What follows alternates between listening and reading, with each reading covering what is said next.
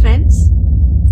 So we have already studied the introductory section of concave and convex mirror. So now to move forward, the one most important statement that I would like to make here is that all the images formed using spherical mirror follow laws of reflection. So if you are using any reflecting surface which will reflect light rays, be it plane mirror or concave or convex mirror, so they would follow the laws of reflection. So let's recall the laws of reflection once again. So the first law of reflection states that the angle of incidence is equal to angle of reflection. So let's say this is our mirror. Incident ray is this one. This is our incident ray. This is incident on the mirror, and then it's been reflected. So this is our one more thing that we draw here is the normal. So what is normal? Normal means perpendicular. So normal to the mirror is the line which is at right angle to the mirror at 90 degree with respect to this horizontal surface of the mirror. So this normal makes the angle 90 degree. Okay, this is the 90 degree angle. So we have drawn a perpendicular. So now when we say angle of incidence, so this is the angle between incident ray and the normal that we have drawn to the mirror. So this is our angle of incidence. And when we talk about angle of reflection, then that is the angle between normal drawn to the mirror and the reflected ray. So this is the angle of reflection. So first law of reflection states that angle of incidence is equal to angle of reflection. And how do we draw it? We have the mirror, and this is definitely the reflecting surface, and this is the non-reflecting surface of the mirror. So always keep this in mind. Whenever we show a mirror, we show both sides. Wherever the whole incidence and reflection is taking place, that portion is by default reflecting, and the other side is shown shaded to differentiate between the reflecting and non-reflecting surface of the mirror. So, and then we draw a normal to the mirror. Normal means perpendicular to the mirror. So this normal forms the angle of 90 degree with this horizontal surface of the mirror. And now this incident ray, it is incident on the mirror, and then it will be reflected. So if we talk about angle of incidence, then that is the angle formed between incident ray and the normal drawn to the mirror. And when we talk about angle of reflection, that is the angle between normal drawn to the mirror and the reflected ray. So, and now the second law states that the incident ray, the normal to the mirror at the point of incidence, this is the point of incidence, and the reflected ray all lie in the same plane. So these are the two laws of reflection.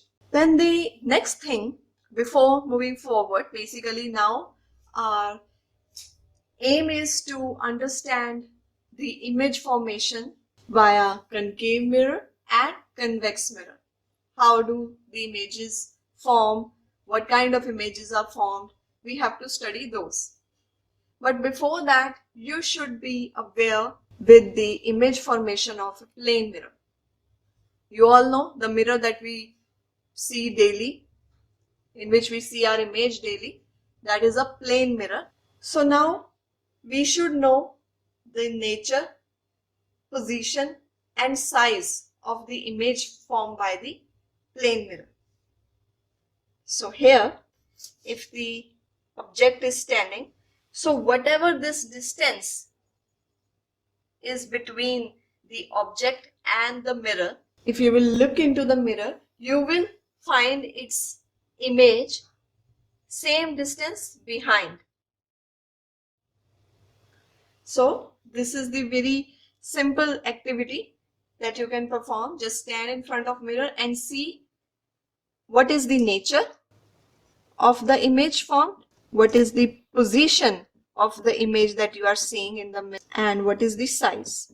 So now, when we talk about nature, then this is the nature of image. What kind of image are you seeing? So definitely we see ourselves in the mirror. The way we are standing, the same thing is depicted in the mirror.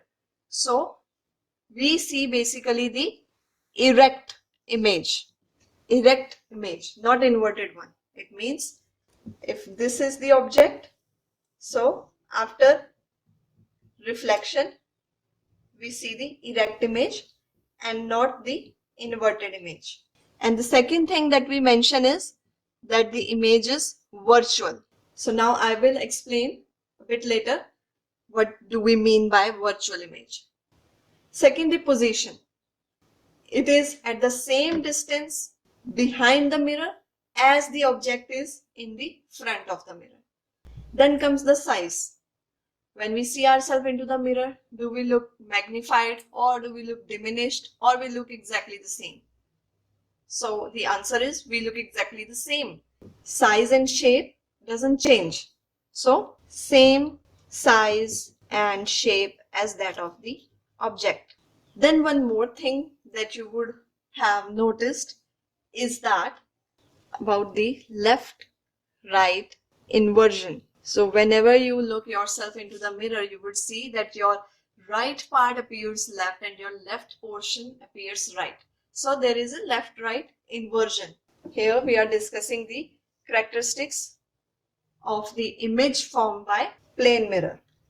Some other points that you should keep in mind is that focal length denoted by small f, as we have already discussed, of plane mirror is infinity. Principal focus of a mirror is the point where rays, after reflecting from the mirror, meet or intersect or converge. So that point is focus. So here in case of a plane mirror, we have seen that the rays falling after reflection, they are reflected in the same direction. And because plane mirror is very much smooth at the microscopic level, so we get a very bright and sharp image.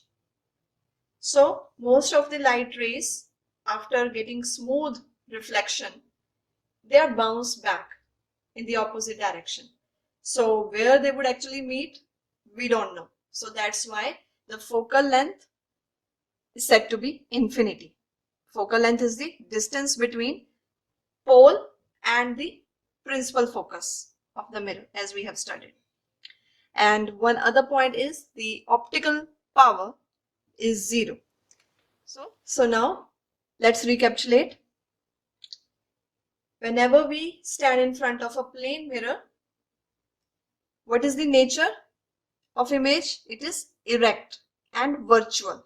So right now, just remember erect and virtual.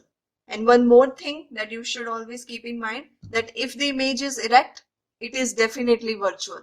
And if the image is virtual, it will be erect. So these two terms go side by side. One leads to the other. Erect images are virtual and vice versa. So the image is erect. Virtual I will explain a bit later. So erect means it's upright, straight and not inverted. Then position, it is at same distance behind the mirror as the object is in front of the mirror. We always depict the non-reflecting surface of mirror by these shaded lines. And then the size. Well, size and shape remains the same. We look exactly the same in our image also. The other thing, left-right inversion. The right becomes left, left becomes right whenever we see our image in the mirror, plane mirror.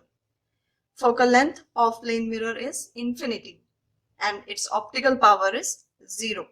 So now let's discuss what is this virtual image. So now whenever an image is formed after reflection from the mirror, we have two possibilities.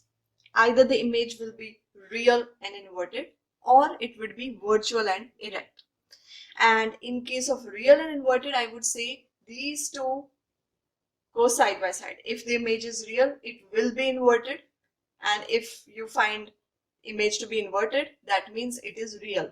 And similarly for virtual, if the image is virtual, it will be erect.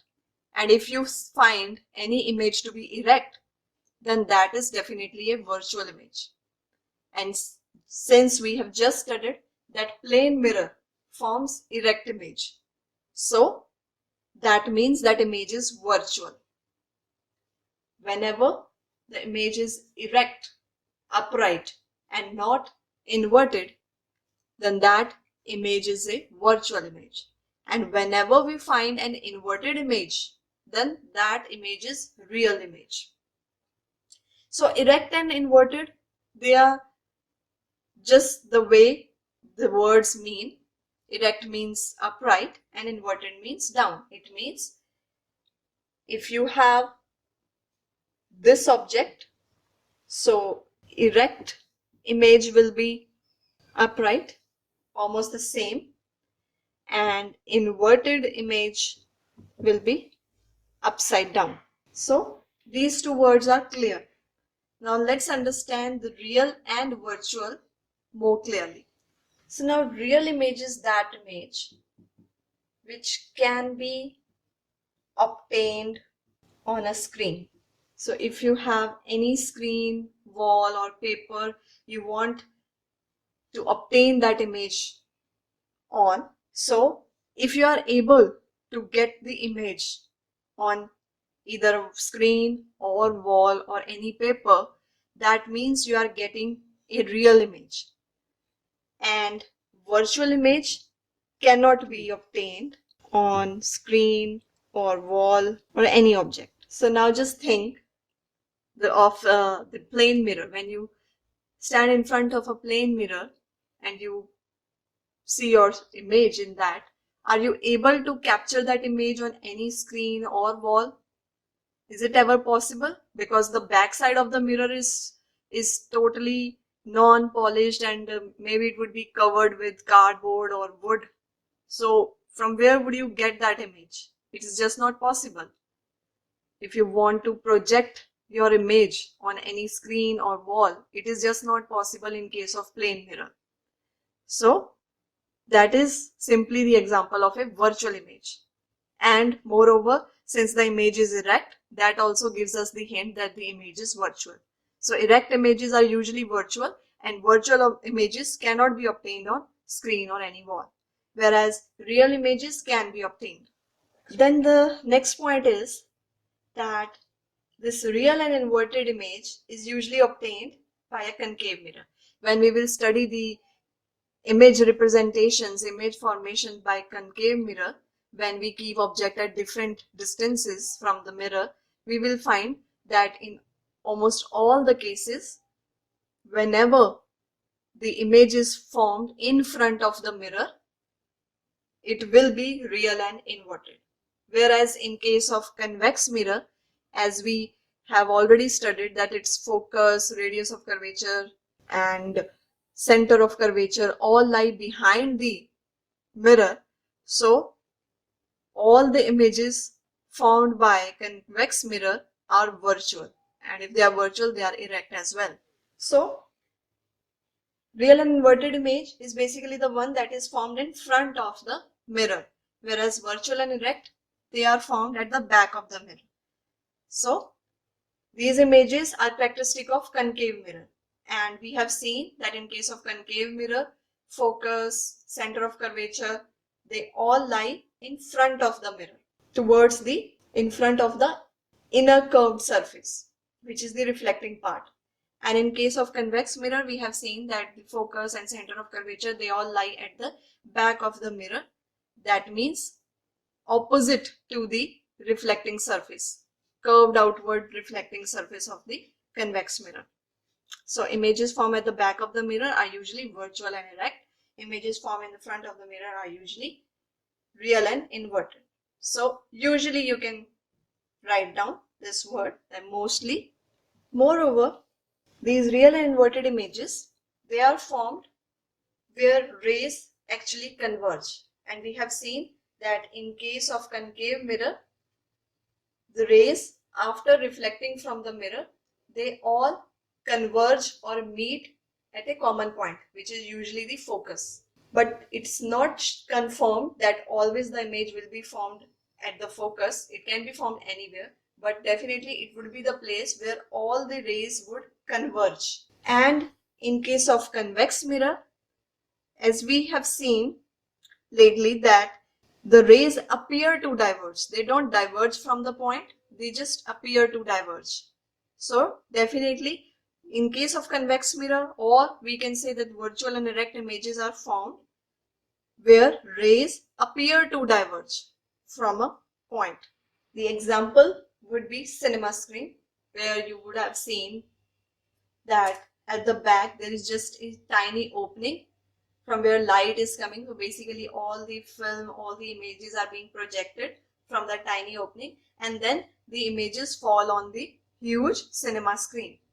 So since we are able to capture or to obtain the images on something, that is the screen, so cinema screen, images captured on cinema screen, they are real and inverted. They are example of that, real image. And also the slide projector projecting images on wall screen, so those images are also real images. And whereas the image that we cannot obtain on any screen or any object, they are virtual images. And for that, the most common example is the plane mirror, where we can see our image but we cannot obtain it on any screen or any other object. So to recapitulate, the most important point is that if the image is real, it is mostly inverted. Almost 99% the image would be inverted. And vice versa. If you are finding an inverted image, then the possibility is that it is a real image. And similarly, virtual image is always erect. This is for sure. If the image is virtual, it will always be erect, and vice versa also. That is, if you find an erect image, which is upright image, then that image is virtual, because images are definitely formed after reflection from the mirror or any reflecting surface. So real images can be obtained on screen and wall. That's why we are able to see them, and virtual images cannot be. Concave mirror forms real and inverted images. Convex mirror form virtual and erect images. And we have also seen that in case of concave mirror, mostly the images are formed in front of the mirror, whereas in convex mirror, the images are formed at the back of the mirror. And the images are formed where rays converge in case of concave mirror. And we have seen that in case of convex mirror, the image is formed where rays appear to diverge. So they don't diverge actually from that point, they just appear to diverge. And that's why, since they're just appearing to be to diverge from that point, that's why we call the image to be virtual image. Virtual means something which is not real. That's why the term is virtual. Something which is not real, something which cannot be obtained on any screen or object. And that's why we have the images or the film projected on cinema screen, or the images projected by slide projector on wall screen. They form the example of real and inverted images, whereas the image formed in plane mirror, that is simply a virtual and erect image. Now friends, as I said before, that the images obtained on cinema screen, they are the example of real and inverted images. But we see erect images on cinema screen. How is that possible? So friends, if you heard me attentively, I said that the images that we see on cinema screen, they are basically real and inverted images. They are example of real and inverted images. But the film or the images that we see on cinema screen are erect. Then how come are they real or inverted? So the question is, if cinema screen projects real images, and we know that real image is always inverted, then why the movie to be projected is erect and not upside down? This is a very important question. Basically, here we are studying about spherical mirrors, but later on we would study about lenses also. So here the answer lies with the lenses.